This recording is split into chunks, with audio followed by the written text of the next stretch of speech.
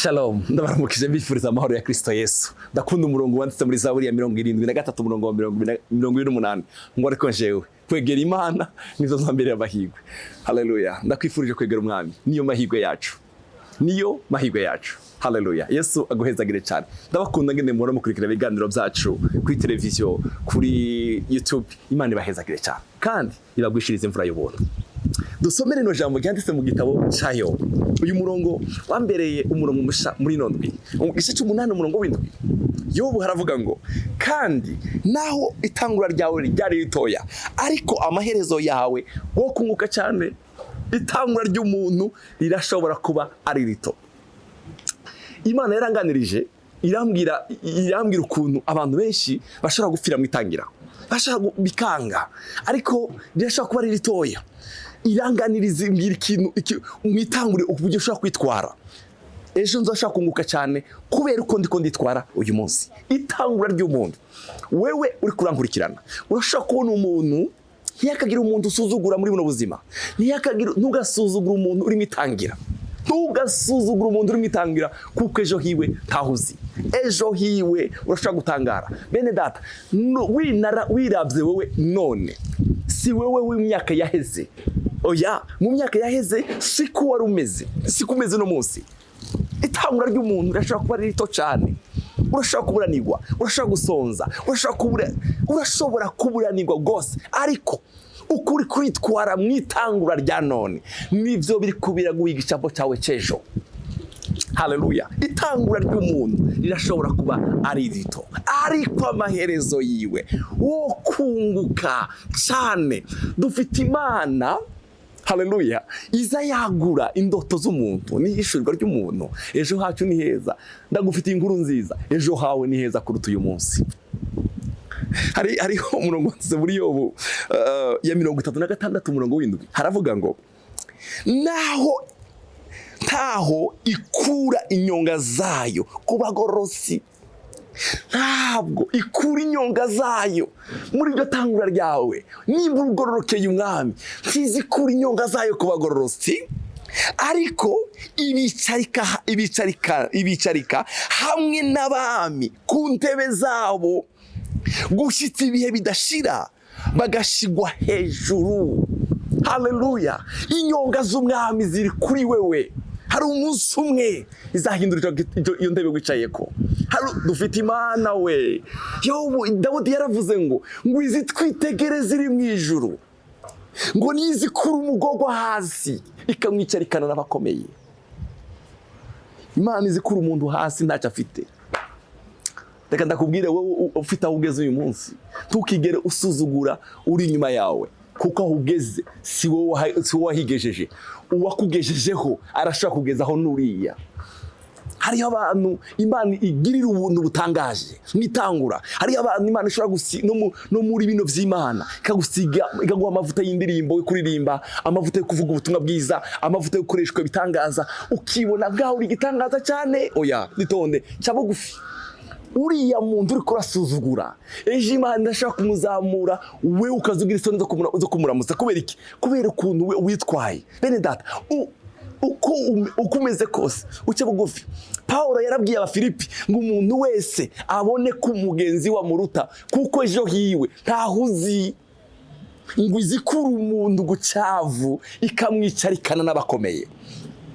Yobu 14 umurongo w'indwi haravuga ngo kuko haracyariho ibyizigiro by'igitiyo cyaciwe ko kizokongera kunaga. Haracyariho ibyizigiro. Tugatakaza ibyizigiro mwitangira ryawe. Tugatakaza ibyizigiro hano uri none. Ejo ni heza. Kandi kuko haracyari ibyizigiro by'igitiyo uko kizokongera kunaga kandi ibitotonya vyacu bitazobura. Naho umuzi wacu wosazira mwivu n'igishitsi cyacu kigahera mu kuzimu, ariko iyo cumvise amazi gica kinaga kigashimika k'igiti kikiri gitoto. Vuga ngo amen. Dufite Imana iyo cumvise amazi. Hari umunsi w'imvura. Itangura ry'umuntu rashaka kuba rito, ariko hari umunsi imvura izogwa. Hari umunsi imvura izogwa ngo kigashibuka kikamera k'igiti kikiri gitoto. Glory. Haleluya, haracyariho ibyizigiro. Haleluya, haracyariho ibyizigiro. Yobu yaravuze 5:9 ngo nikora ibihambaye bidaserangurika n'ibitangaza bidaharurika. Dufite Imana ishobora izikora ibitangaza bidaharurika. Mana we ndagushimiye ndagusengeye ngo Imana igukorere igitangaza. We wankurikirana umwami agukorera igitangaza. Hari abakeneye igitangaza cy'abana, umwami Yesu atatanga abana, Yesu agukorera igitangaza. Hari abakeneye igitangaza cyo gukira, Yesu agukize. Hari abakeneye igitangaza cyo kubohoka, Yesu akubohore. Hari abakeneye igitangaza cyo gitangaza wifuza ndakigusengeye.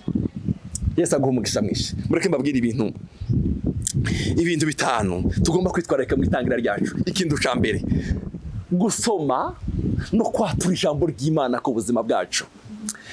Uvuge imvugo y'Imana. Haleluya. Kuvuga uko Imana ivuga, kwatura uko Imana yatura. Niki?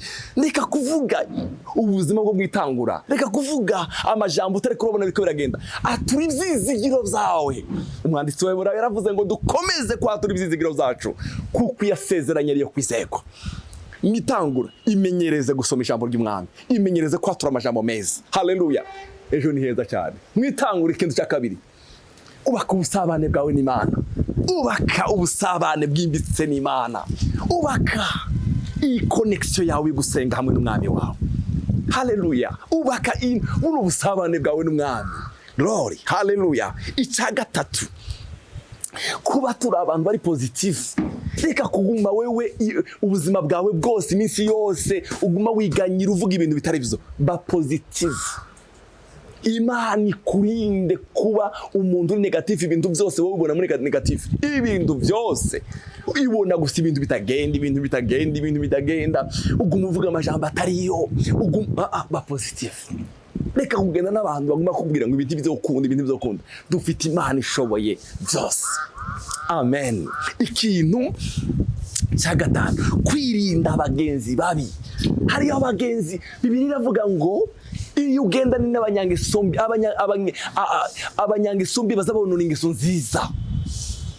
Gendana n'abantu bazima, gendana n'abantu bagufata ukuboko bakwereka gukomera kwejo, ejo heza. Gendana n'abantu bafite iyerekwa ryiza, gendana n'abagenzi bazima. Glory. Haleluya. Yesu agushoboze cyane mwene da. Imana igutoraniriza abantu bazima mugomba kugendana nabo. Ikintu cya gatanu ugomba kwitwararika mu itangura ryawe. Haleluya. Ubuzima bushima Imana. Reka kubwira Imana ngo Mana kintu ntikiba gikoze. Bwira Imana n'ivyo yakoze. Subiza umutima wawe, amaso yawe inyuma. Dawudi yaravuze muri Zaburi ya 77 ngo nzovuga ibikomeye Umwami wanje yakoze. Nzoshira umutima wanje kubikomeye Umwami yakoze. Bwira Imana ngo Mana we ejo narakubonye. Ibyo mfite no munsi. Paulo yabwiye Abakorinto arababwira ngo niwe abeshaho byose natwe akatubeshaho. Iri mu mutima w'amashimwe ku buzima bwawe. Shima Umwami. Muri no tangura imenyereze buno buzima bwo gushima Umwami. Bavandimwe, gushima Imana bizakwegeza imbere, bizagukura huri. Haleluya. Itangura ry'umuntu urashaka kuba ritoya, ariko amaherezo yiwe yo kunguka cyane. Reka ndagusengera. Data ndasengeye umwe ndata kurankurikirana. Haleluya. Itangura ryi rishaka kuba rito cyane. Ndamusengeye ngo mu izina rya Kristo Yesu ejo hiwe ni hanini. Ejo hiwe ni heza. Haleluya. Yavuze ngo naho uyu muzi wose azira mu ivu, ariko umunsi imvura izagwa. Ndamusengeye ngo imvura y'umugisha imugwire, imvura y'ubundi imugwire. Haleluya. Ngo uwo muzi uzongera umere, ushibuke, umere nk'igiti kikiri gitoto. Ndatuye umugisha w'Imana ku buzima bwiwe. Namwaturiye kwagukirwa muri byose. Ndamwaturiye kwagukirwa Mana. Wagura iyerekwa rye, wagura indoto ze, wagura ubuzima bwe Mana. Haleluya. Icubahiro kibi cyawe mu izina rya Yesu. Amen. Itangura ryawe ryashaka kuba rito, ejo ni heza cyane ku buzima bwawe. Yesu aguhezagire. Mana